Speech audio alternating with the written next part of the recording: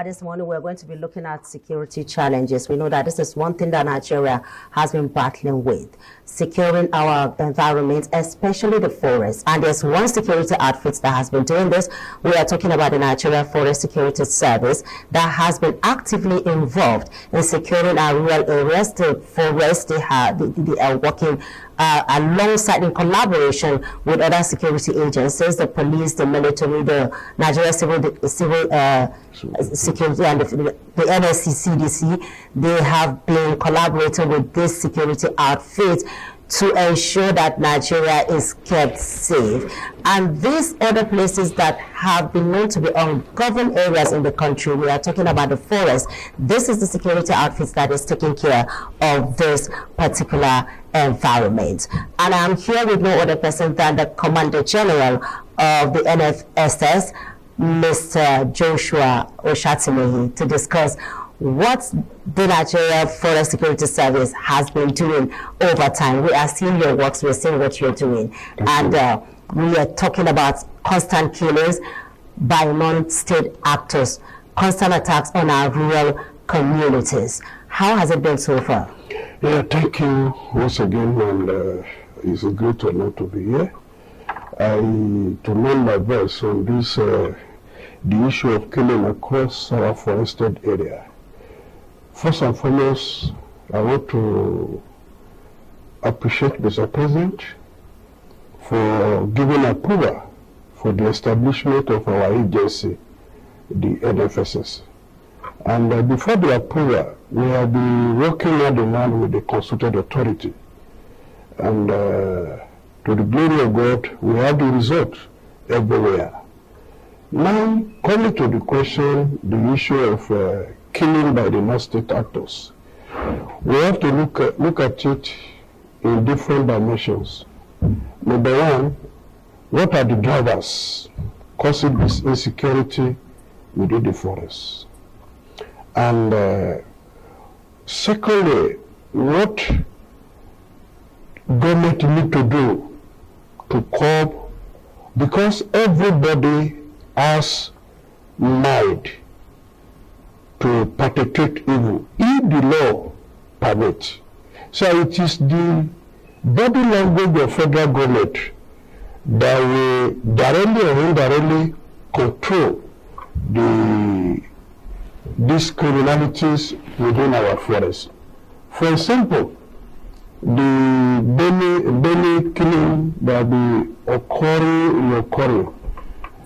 I want to tell you that one of the major drivers is resource control. The other farmer clashes is go beyond the level of conflict, normal conflict. I do tell people that this is pure genocide. This is pure terrorism attack, because there are some group of people that have migrated from the neighboring country that see Benue as a dumping ground. They want to come attack from the resources within the Benue, like gold, like sapphire, like coal, sand. And secondly, the issue of climate change, resource control, bringing your animal to come and graze on another farmer's land. These are the drivers. And what the government of Benue need to do is very simple. We are the Nigeria Forest Security Service. We have the knowledge of the terrain. We have all the interconnectivities of all the forests in Benue. Benue, for example, has 23 local government. The crisis area in Benue State is just 9 local government. We have 23. Yes. And you have 9 crisis. Yes, local government. It's a major issue. Yes, but what the government need to do is to recruit. We are already on ground. At least we have nothing less than 2,800 members in Benue State. What we need to do is to incorporate us, integrate us into the state internal security, because we know the forest. We are forest experts. We know all the forest linkages. We know all the nautical miles of all the forests. Okay, for example, in North Central, we have total number of 174 forest reserve. Benue has 21 local government with 23 local government with 21 forest reserve. Are you getting my point? It's just for us to unmark the level of forest in Benue State and deploy our men. Now, the level of forester that to be deployed in Benue will be different from the level of forester that will be deployed to Plateau.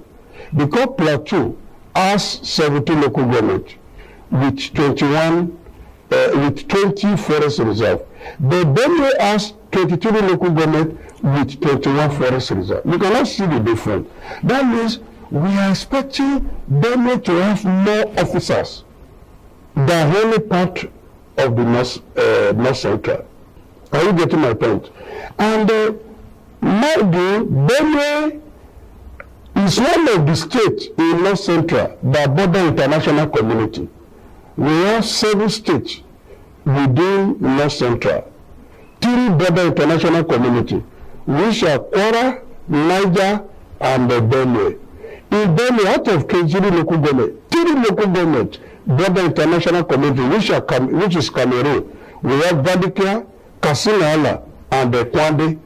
So it's for us to block the entry point and exit point of all these criminals. You can see it's very simple. Because we are forest experts, we know all the nautical miles.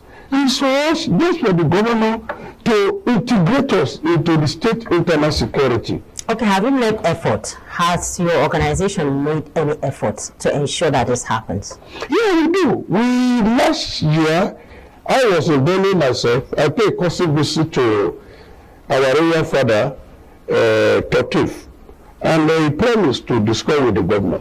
I spoke with the governor on 2 occasions.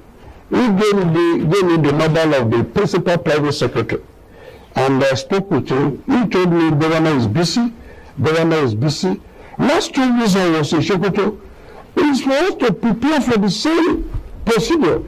So as a chief executive officer of your state, which is governor, you are the chief executive officer, both internal and external aggression. You are the overall. Mr. President cannot be everywhere. What the governor need to do is to synergize with the forester. We have the capacity, we have the manpower, we have the knowledge, and we have the national efficacy. Are you getting my point? And this is cost effective. How do I mean? All of us know the amount they are selling a fighter jet in Nigeria today. Even ordinary bomb. How much more they are there? But this one is cost effective. We don't need fighter jet, we don't need drone, because we are predominantly forest expert. We are predominantly traditional hunters. And every state across the federation, we have our own forest interdiction team. They call it Forest Interdiction Marshal. And then we have North Central Forest Interdiction Marshal. In case if there is any trouble in any local government, in any forested area, these are the people we deploy. Because they have studied the forest, they can be there for 2-3 weeks doing their normal hunting. How much do we need? And yes, look at Kogi. Kogi is paying us 40,000 naira every month. And you can see there is a result now in Kogi State. Okay, 40,000 naira per person? Per person. Okay. This Kogi will pay 1,050. No, Kogi has 21. So how do you do your recruitment?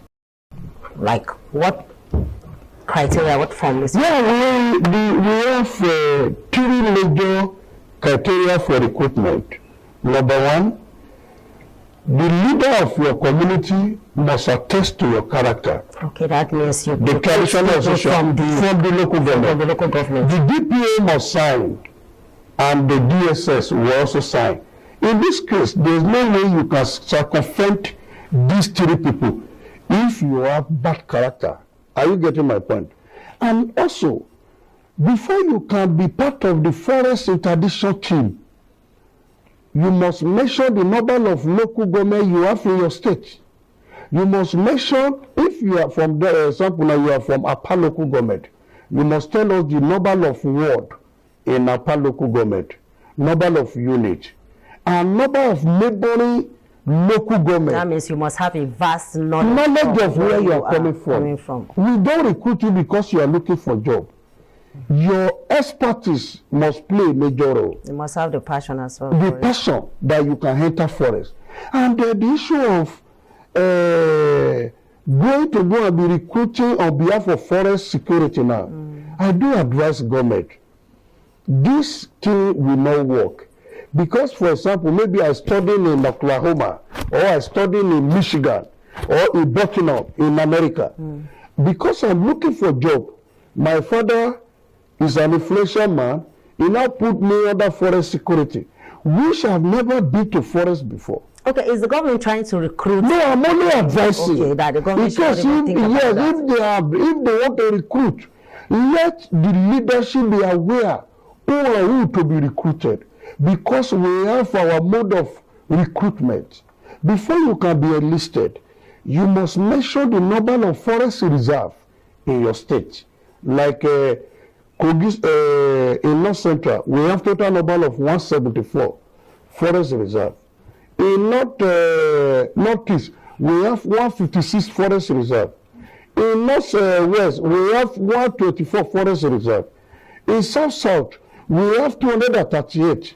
In Southwest, we have 222, followed by Southeast, that is 211. That means we have more in the South. Yes. No, we have the highest number of forest reserve in the South. Because it's basically tropical mangrove. Okay, there's this saying that even this matter has been brought before the National Assembly during a deliberation on the state of security in the country. They say that banditry, kidnapping has become a billion-naira business in Nigeria, which is to say there are powerful people who are actually behind this. Now, my question to you is that beyond arresting those people who you meet in the forest, who are perpetrators of this dastardly act, do you also go further to find out their sponsors? Because they must have financiers and sponsors. The core mandate of NFSS is to gather local intelligence to the military and to the police and other secure constituted authority, because we are the one that will represent their interests. We monitor the teleguided movement of criminals, and immediately we lack power of prosecution. It is after we make arrests, we hand over to the relevant agency. Of course. It's the police that will now go further to interrogate who are your sponsors. And in fact, you don't even ask them questions. All you do is that once you nab them, you hand them over to the police, because that is our primary objective, and we don't have that power. But don't you think it's a little bit of a limitation? No, it's not. Looking at the fact that you gather intelligence. We gather intelligence. We interrogate. Through the interrogation, we could deduce or have some fact about who are the sponsors. But that is subject to the police and the relevant agency we are handing over to. But forget about the sponsor. Immediately Gaddafi died. I do say this. Some of the machinery that worked with Gaddafi in Libya, the Tuareg soldier, some of them went to Ghana, some went to Egypt. And we hear that some of them are in Nigeria. Majority are the one in Nigeria. I'm coming. Now, because of the body language of the government in those countries, they have to run away. Because if they see the body language of federal government, that the establishment of forest security is to dislodge this criminal element within the forest, whoever be their sponsor, definitely they will run away. We want to chase them out of the country. That is our mandate. Nigeria is not a dumping ground. Okay. Now, according to the International Bureau of Statistics, they said out of 500 million arms and ammunition in West Africa. 280 are in Nigeria, isn't it? That's according, let me quote UN. And according to CDS, you say about 350 are in Nigeria.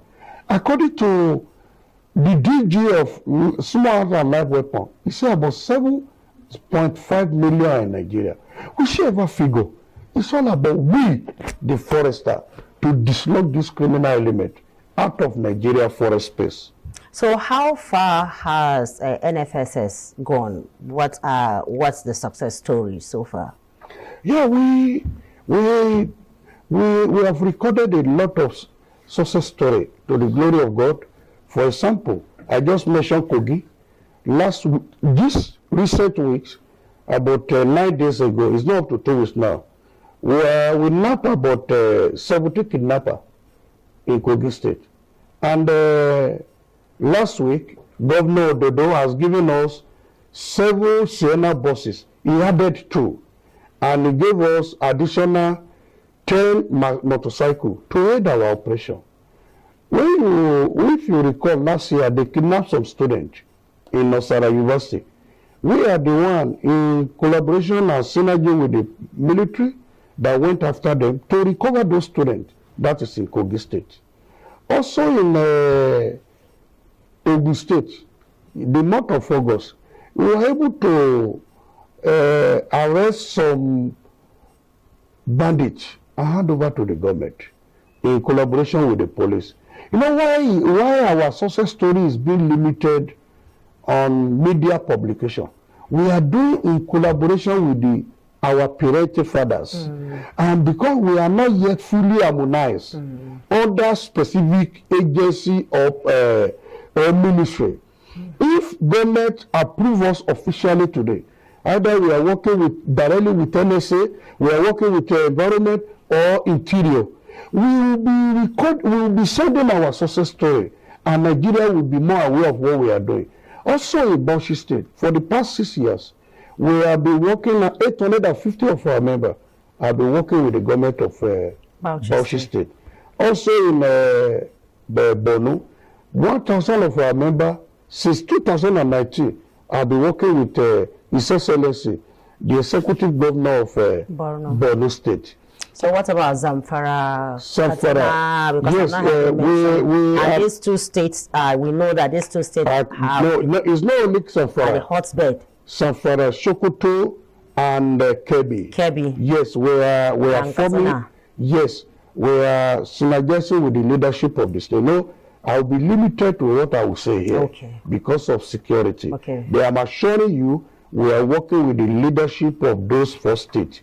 Like in Sokoto, if you want to reduce banditry activities in Sokoto, you have to extend it. Yes, you have to extend it to Kebbi and Zamfara, because Sokoto border Kebbi and Zamfara. Those 2 states have to be well protected too. And out of 7 states within the Northwest, at least 5 border in the Federal Constituency, Chairman, Committee and dangerous factor to the security of the zone. We have Kebbi, we have Zamfara, Sokoto, Katsina, Jigawa. It's only Kaduna and Kano that doesn't have international link. These 4 states are connected to the Niger and the rest. So we need to put our men across the border security. And in our department, in this organization, we have border and forest security. We have forest surveillance. These are experts in this forest job. So let's look at how you work with community leaders. I would like you to assess your achievements so far.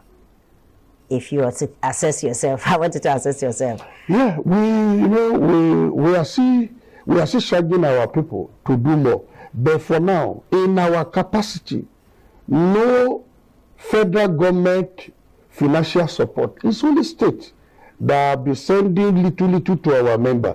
But I pray that but the president sometimes ago gave the directive that we are still waiting for proper integration. Yes, we are still waiting for proper integration of our service into the proposed declaration of Mr. President. And we do tell that say that if there will be additional body, let NFSS be the nucleus of the organization. Okay, now yes, coming to that, you know, the bill is already on. Yes. And we are waiting for it to be assented by Mr. President. And you know that the moment this bill is assented, let's just say the NFSS will now become like a federal government agency. And there could be shifts in operation. Are you bothered about that?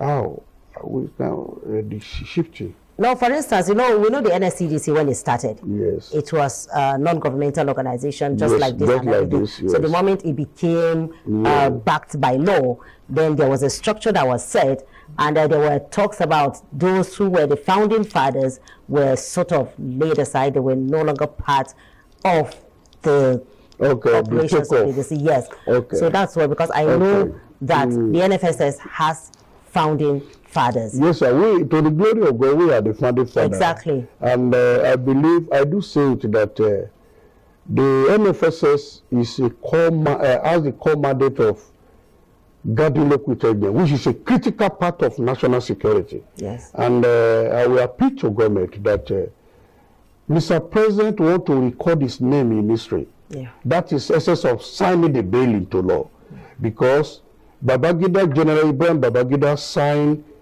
from DSS, NIA, and DIA. And today, he has the legacy. General Gowon also created the NYSA. And today, he has his name in history. And Obasanjo, President Obasanjo, also established NSCDC, that is Nigeria Security and Civil Defense Corps. He made his name in history too. And that is exactly what our father, the President of Federal Republic, now is doing. I'll go through your thoughts. We'll be taking a short break from now, and when we return, we'll be rounding up this conversation. I'm still here with Joshua Oshatime, Commander General, Nigeria Forest Security Service, discussing the activities of non-state actors on our rural communities and our forests. Continue with your discussion, but we'll wrap it up after that. Okay. So I believe national security is one of the critical mandate of federal government. And I believe it cannot be toyed with political interests, because Mr. President really want to end banditry activities in Nigeria. That is why he established this organization. So that tomorrow, just the way I've mentioned earlier, that other former presidents have done. So this, after Mr. President have left power, there is this is his legacy. And I believe he will not allow any political influence on the structure, because the structure have a core mandate in national security, which are very, very critical, guarding local intelligence. And I believe that for realization of this objective, the founding father must be involved, carried along in making decisions, because we are the one that know how we structure the organization from national to zonal to state to area to local government to unit commander, and we work as chain of command, and they will report back to us. Thank you very much, Commander General, Nigeria Forest Security Service, Joshua Oshatime. You have really shed light on your activities, and people who do not know that our forests are being guarded before, now they have the understanding that our forests are being guarded by the NFSS. So it's been a discussion on the non-state, on the activities of non-state actors on our rural communities and our forests. You live in Nigeria, you live in a village, anywhere you are, you know that we have issues where farmers can no longer go to farm for fear of the unknown. Even when you go to farm and your farm produce will end up being eaten up by people who think that they can just drive in their cattle and eat up your produce. So the NFSS is on the ground to ensure that Nigeria is rid of kidnappers and bandits. You've had it all, and the federal government is working on that. It's been TMI from Abuja Network Center, and this is where I draw the curtain from this network center.